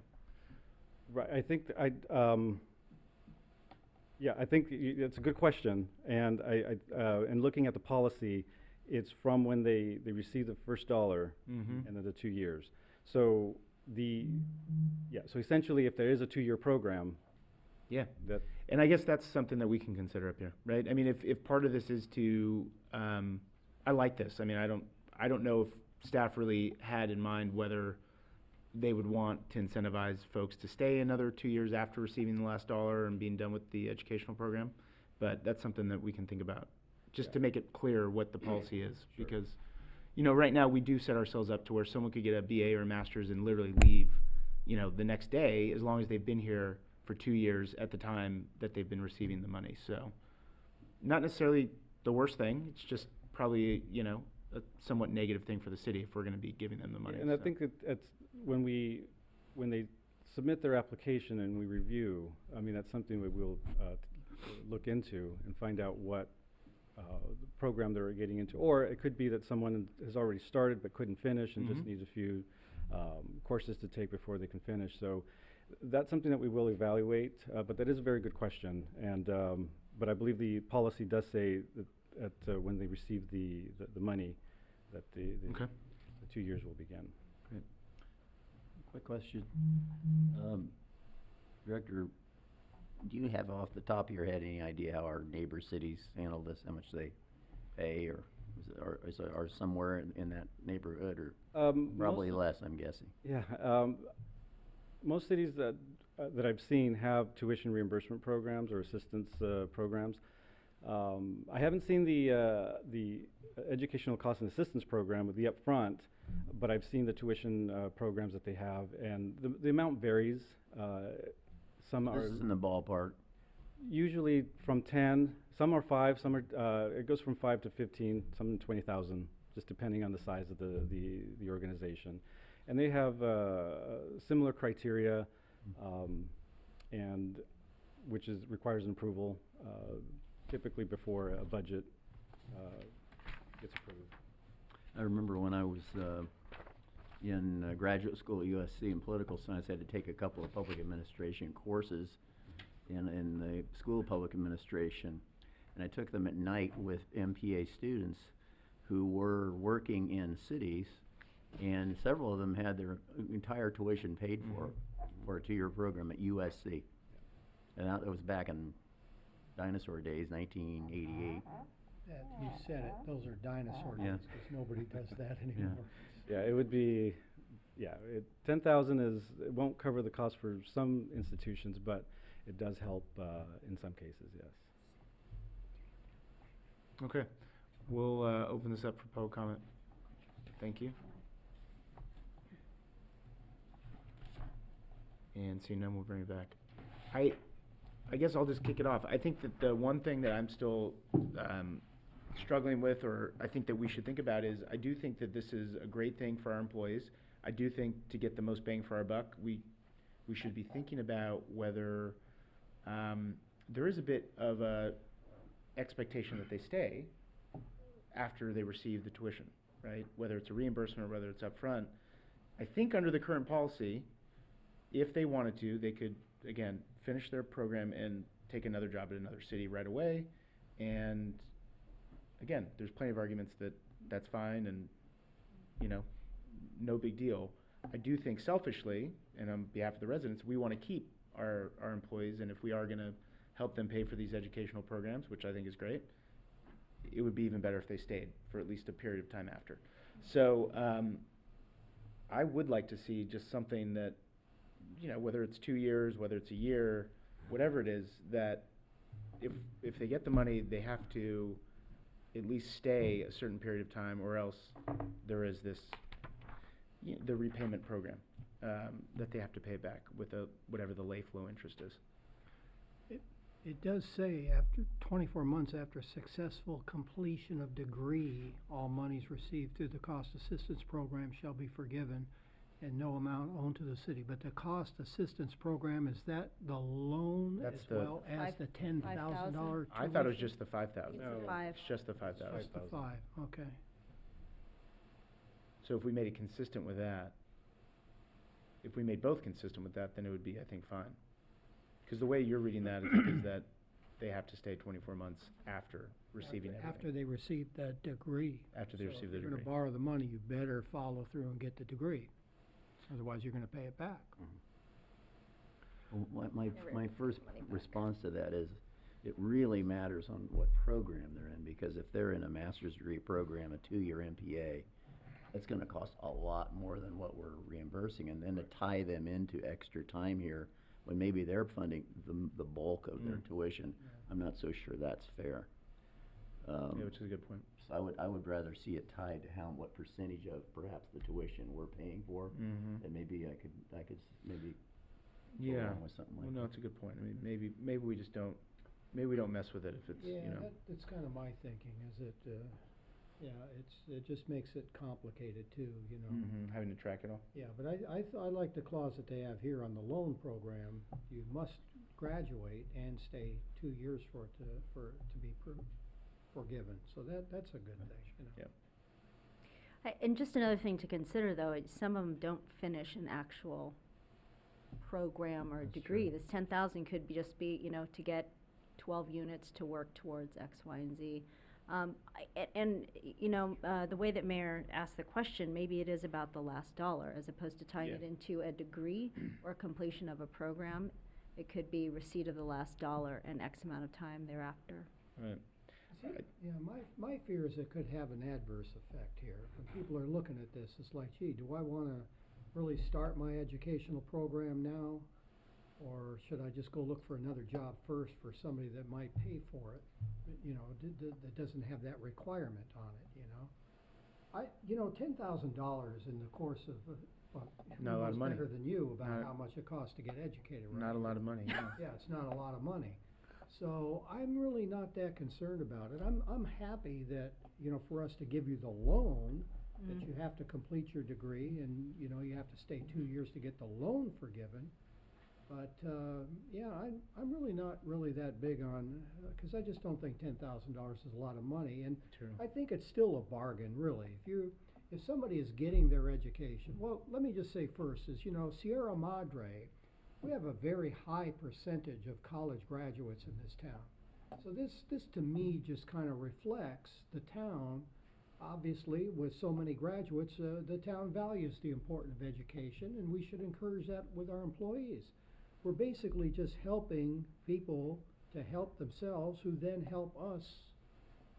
And yeah, if we lose a few where people leave and we paid them tuition, there'll be others who we've paid for the tuition and they stay a long time. I think it's not that much money. It all washes out pretty good, and I just think it's fair. I don't want to restrict too much here. I'm happy. What about another push of saying last dollar and then a year commitment thereafter?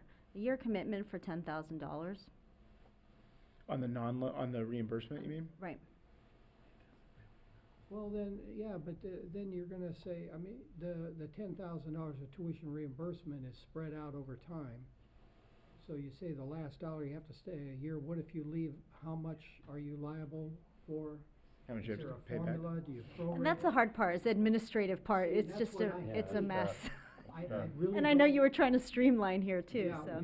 we really want the rules simple, and the way it's written right now is pretty simple. I think it's fair. It's not, No, that's fine.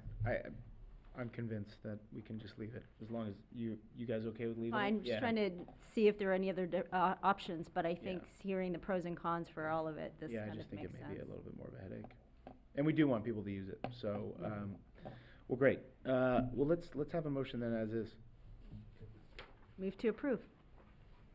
Second. All those in favor? Aye. All right. Thank you very much.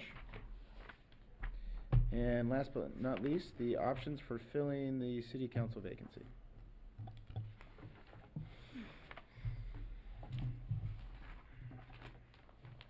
Good evening, Mayor, members of the City Council. We've all had cake, so we know why we're here. Councilmember Delmar at the last meeting announced her intention to resign. As of this evening, she did submit her letter of resignation effective tomorrow, so effectively the clock will start tomorrow for 60 days. The council will have 60 days to determine how they wish to proceed. And there are a number of choices that the council has before them.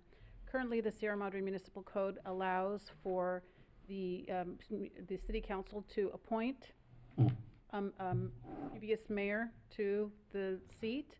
It also allows for the position to be vacant until the next election. We have an election that's scheduled for next month with the county, but we also have, and it's too late for that election, obviously, but we have elections next year that the council can consider. The other option is to consider making changes to the current process. Previous to 2012, when the current process was enacted by the city council, the city was governed by the state government code. And so staff is here seeking direction on how the council wishes to proceed moving forward. Great. Thank you very much. And I guess we can start with any questions that anyone has based on the timeline, and there's a few triggering dates here and our existing ordinance, whether we actually want to stick to that or maybe go a different direction. So I have one real quick question. If we wanted to pick someone who was not a former mayor, we would have to get rid of this ordinance and then start from scratch. The council would have to repeal the ordinance. We can do so at the next council meeting as an urgency ordinance, so that as to not affect your 60-day decision period. Then you could at that point decide if you want to appoint another registered member of Sierra Madre, or you could leave the position vacant until November, till the next election. But in that situation, sorry, you wouldn't have to repeal the ordinance. If the council chooses to appoint someone who was not previously a mayor, then you would have to repeal ordinance 1333. But if we were to leave the position vacant until November 2020, we can do it with this ordinance in place. That's true. Yes, that's correct. Mayor Pro Tem, you had a question? yeah, we could, no, I don't think it matters. I think because we have a 60-day window, so we need, within that 60 days, the most important thing is that we call for an election. So within that 60-day window, if the council decides to appoint someone, then you don't have to call for an election within that 60 days.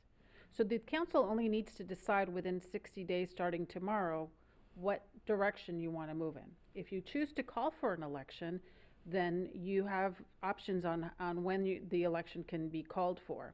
If you choose to appoint for the vacancy, then you can leave the position, and you don't have to call for an election at that time. That's interesting. I thought I read it as even if we didn't appoint, we had to within 60 days decide when the election would be, whether it's in November 2020 or March 2020. So that I was just reading it differently. Can we ask the city attorney, just because I want to make sure. So you would still need to have an election to appoint. The appointment for the council member to fill the vacated seat is only temporary. And so it would have to be filled at the next election.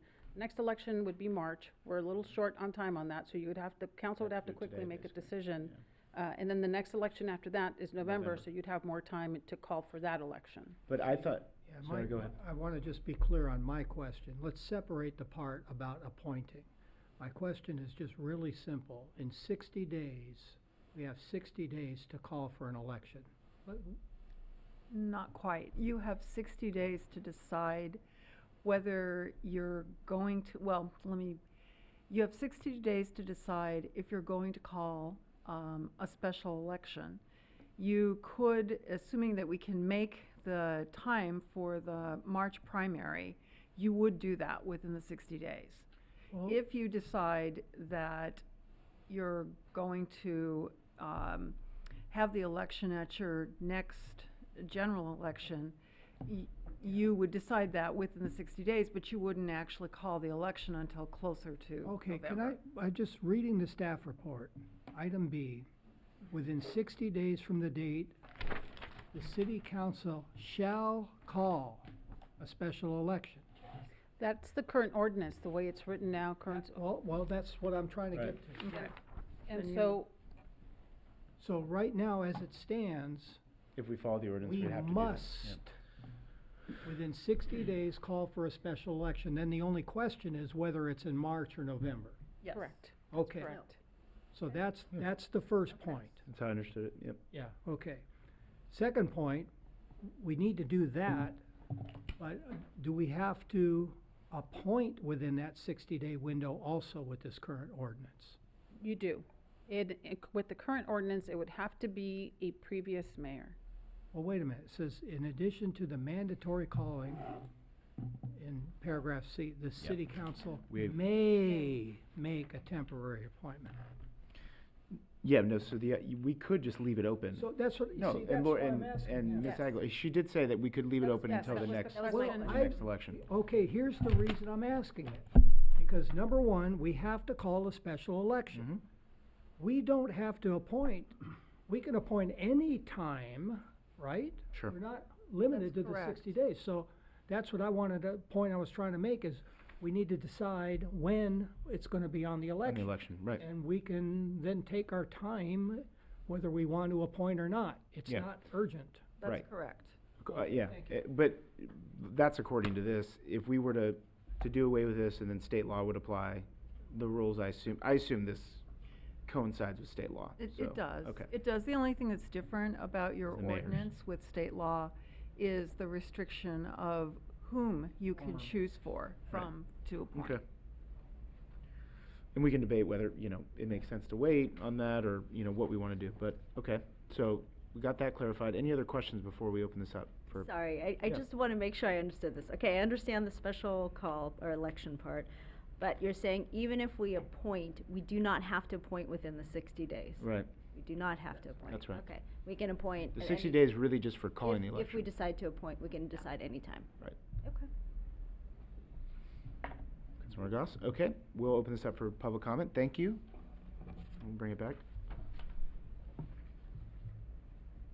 All right, so we'll bring it back. And I think the first question is whether we want this election to be in March 2020 or we want it to be in November 2020. And I have my views, and I've actually flipped internally a couple times this week about it, but let's discuss that first. When do we want to have the election? March 2020 or November? We have November. November saves us money, right? It does. saves about $45,000. I'm either way. I want to hear what you've got to say, because there's pros and cons with it. If it's March, I'm not feeling the urge to appoint. Right. If it's November, I'm feeling a little bit more of an urge to do that, but I'm not even convinced that that's necessary. Yeah, so I started out very much in favor of doing it in March and not appointing, because I didn't want to appoint.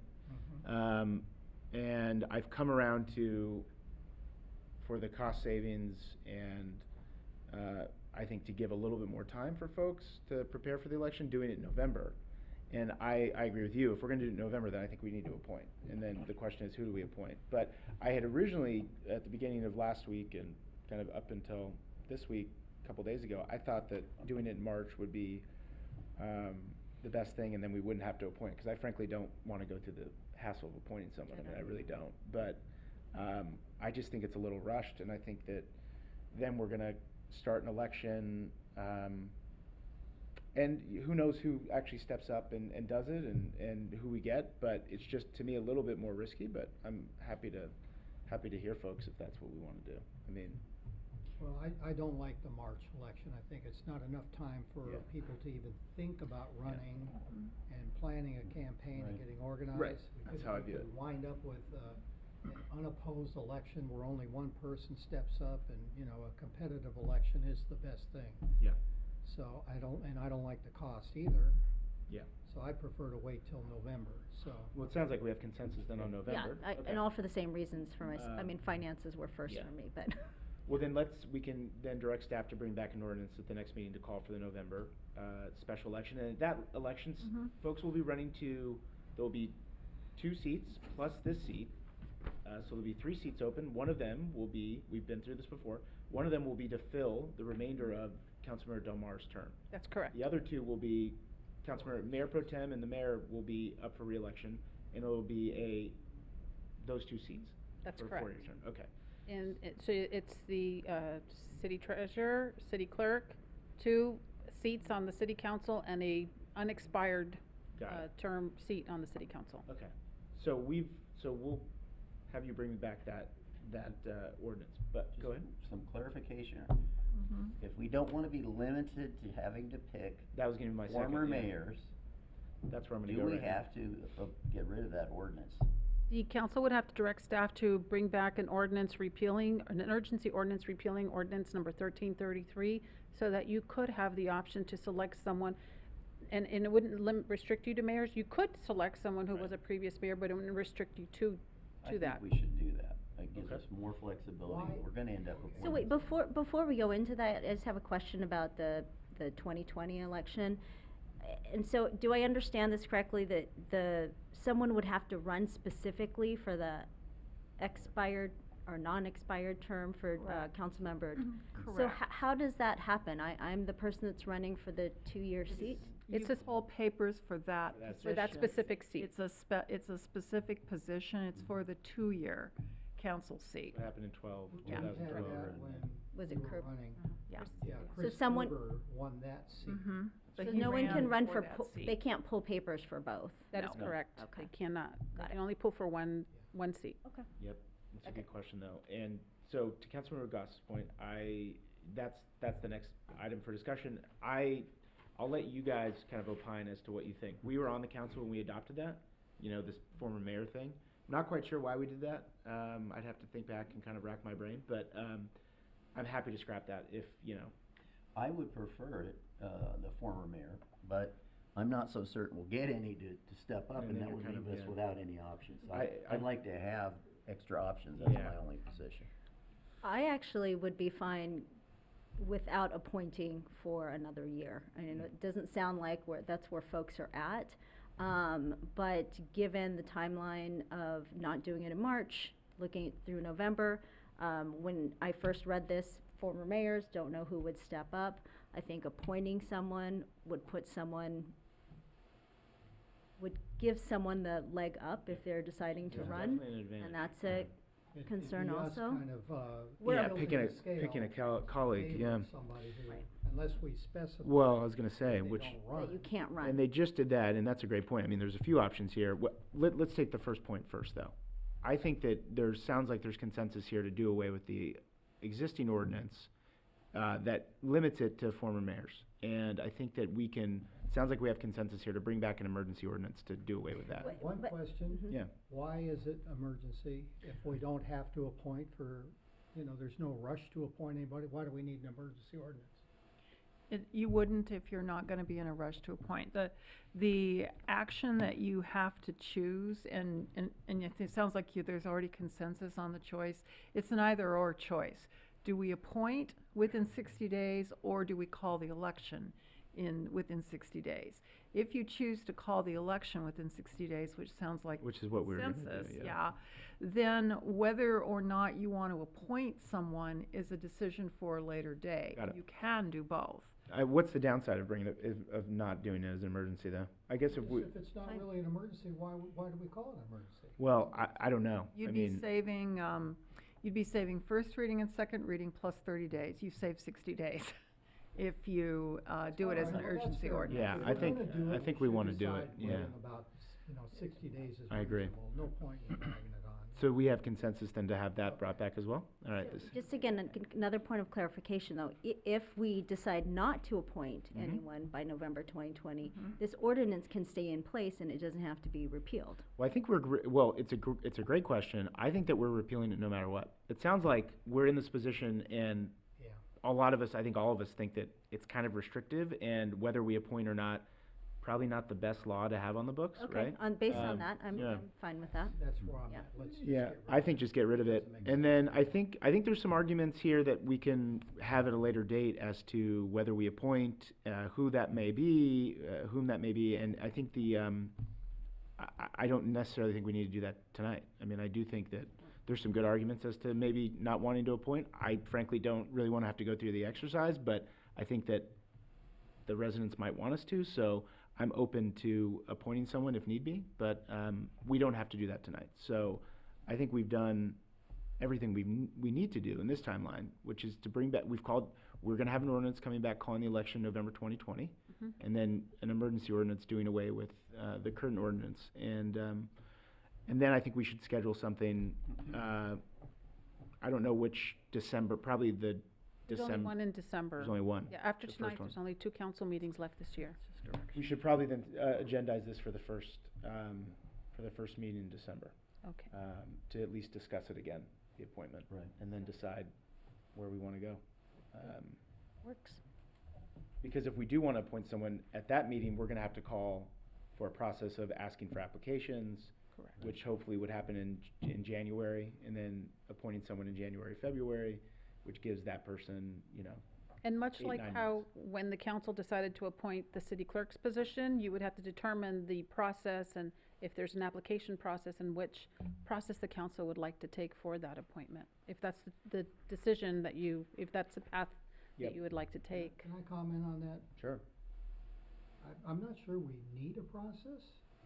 I mean, if somebody came today and made a recommendation to appoint somebody, we could just do that, couldn't we, legally? You could legally once you've repealed And the that would be your ordinance. process. And if that's how you want to do it, that's perfectly I think fine. we should discuss it, yeah. But Yeah, we can. I just wanted to say that because I just don't think there's any constraints on how we do this. Does not have to be as formal as it was when you were looking for to appoint a city clerk. It could be as formal or as informal as you like. You just have to decide how you want to move forward. Yeah, and I think for that future discussion, Pasadena just went through this 2 years ago. Glendale just went through this a few months ago. They did things separately, actually. Pasadena appointed someone that then ran for re-election. Glendale specified their appointee could not run. So there's different options out there, and then, I think that both have merits to them. So Yeah. maybe when we bring back that discussion in November, we just kind of lay out some of those different options. We can do that. Anything else? Yeah, we'll open it. I didn't open that up for public comment. You did. Oh, I did? Okay, well, let's reopen it up, just in case if anyone wants to comment on this. Okay, bringing it back. We don't need a formal. No, Okay. just direction. Great. Well, good job. I'll take items, that's our last item on the formal agenda. Items for future agendas. We obviously have the discussion of the appointment.